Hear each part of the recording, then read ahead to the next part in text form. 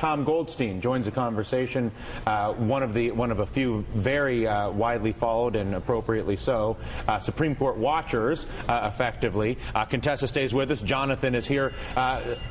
Tom, what is your sense of the politicization, the politics of her specific to other Supreme Court nominees? In other words, is the analysis of her political bias any more intense or any more obvious than it was with a conservative judge and judges that have come before in general? No, whenever a president nominates somebody these days, there are people lined up out the door to attack them, no matter really what their views are. Happened with John Roberts, happened with Sam Alito. It's kind of gotten out of control. I wonder, Jonathan, if we found ourselves in a situation where the Congress, who's supposed to represent the current social values, in my opinion, they're the representation of America, right? They're the people that are elected by Americans to represent the body of law for America, and because they hate making politically any 51-49 decisions, they constantly abdicate their duty to represent the people in these decisions and force the Supreme Court, which should be more of a utility, a service, where they're just, these are the laws, this is how we make choices, and all of a sudden the court becomes the venue for social policy when it should be the Congress. Again, I hate to keep coming back to criticize the Congress, but honestly, I feel like there's a long list of reasons to criticize them, and this is just another one of them. Well, yes, you're absolutely right. And in fact, remember, there was a tape of Judge Sotomayor a few years back where she said, you know, let's face it, we make policy from the bench. And I know I'm being videotaped, and so I might get into trouble for this. But, I mean, that gets to the point, the point that you're making. Until Congress finds the courage to make the really tough decisions, you know, a lot of cases are going to be fought or I should say a lot of these issues will be fought in the courts, starting at the local level and all the way up to the Supreme Court. You're absolutely right. Hang on 1 second, Contessa. Tom, when did we switch? When did we go from having a Congress, or did we ever have a Congress that was forced by virtue of some form of the political system or the intensity of the voter base, or I don't know what it may have been, from a culture where politicians basically are funded by special interests, represent the special interest at the expense of the balance of the system, difficult decisions like hookers, pot, gay marriage, and we go on, right? They don't want to deal with, so they push it to a panel of 9, and now instead of having a few hundred people representing America, we've got 9 people giving 5-4 votes that everybody's freaking out about who's going to get in there and get to be one of those 9 people, Tom. Well, the Supreme Court's gotten more powerful, I'd say, over the last century in particular. There are really 2 problems going on. One is that Congress writes a lot of very vague laws, and the judges have to figure out, and they end up making the law. And then sometimes the Congress kind of passes the buck on the really hard decisions, or passes laws that are obviously unconstitutional. Well, you know, every once in a while they get it right.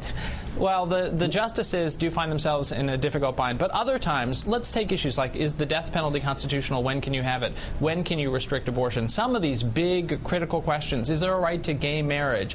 Some of those questions are in the Constitution, somewhere hidden in there. The justices have to do their best to find the answer. Fair enough, but again, aren't those debates? Stephen, are you there? Stephen A. Smith, are you around? I'm right here. I mean, would you rather have a panel of 9 people deciding how you live and how your family lives socially, and what's legal, again, marriage, right, all the things we know, hookers, pot, and gay marriage, right? Or would you rather elect politicians and force them to represent your interests? No. You lost me there. I'm not leaving anything to the politicians. Let's get that out the way right now. You may not have a choice, man. Who's going to put out the fire? Who's going to pick up the garbage? Listen.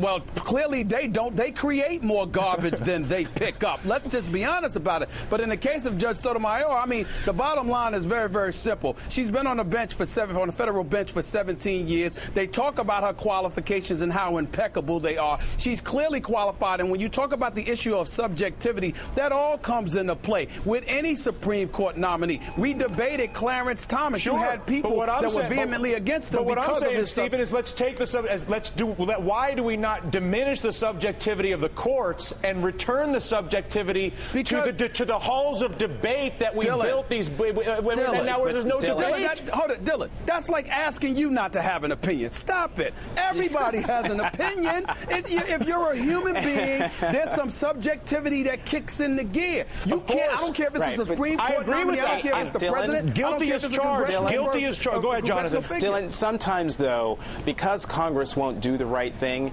and won't step in, the courts do have to make Congress, make the American people do the right thing, even when they're not ready. And wait. But what I'm thinking of is in the civil rights movement. Remember, if you had left civil rights for African Americans, if you were to leave it up to the voting public in the South, it never would have happened. You needed the courts to step in. So to a certain extent, where the court, where Congress doesn't have the courage, or Congress doesn't have the backbone to do the right thing, you do need to have those 9 people on the court. I guess what I'm saying is the country in the right a system to force Congress to get the backbone that they will never.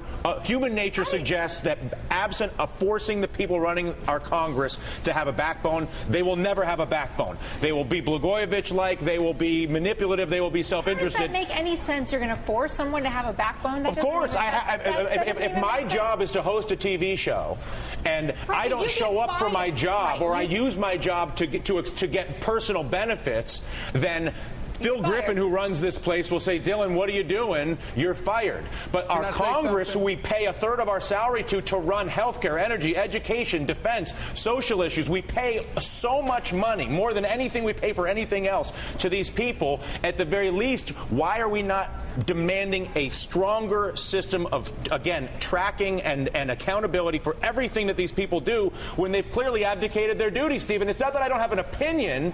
It's that I know everybody has an opinion, but I also know that the people we are paying to administrate our country are abdicating their duty in an effort to keep their jobs, Dylan, and it's coming at everybody else's expense. Dylan, I understand that, and you're absolutely right, but what you're elocuting is that bottom line is we don't really trust our officials. They show us every day why we have reasons to be cynical about them. We need to demand systemic change. We need to demand systemic change. No. Listen, you can rely on the system. When you look at the courts, they have something to lean on other than their own subjectivity, and that is the law. And whereas with politicians, who makes the law? With the politicians, they can sit there and engage in spin control and spin doctoring on a very, very high level, and that's the problem. That's why you have to have the courts. You have to have a legal system in place that forces you and obliges you to do what's right according to something that is tangible for all of us to lean on and to refer to. I was sitting there listening to you and enjoying once again the beautiful words that emerged from your mouth, Stephen. And I was looking at Philadelphia behind your head, and I was thinking about our founding fathers and America the Great, and it made me happy. So there you go. Maybe we should just sing our way out here. Tom, thank you very much, Tom Goldstein, I should say, for your time. The Capitol building is beautiful. I just want them to do their job in there.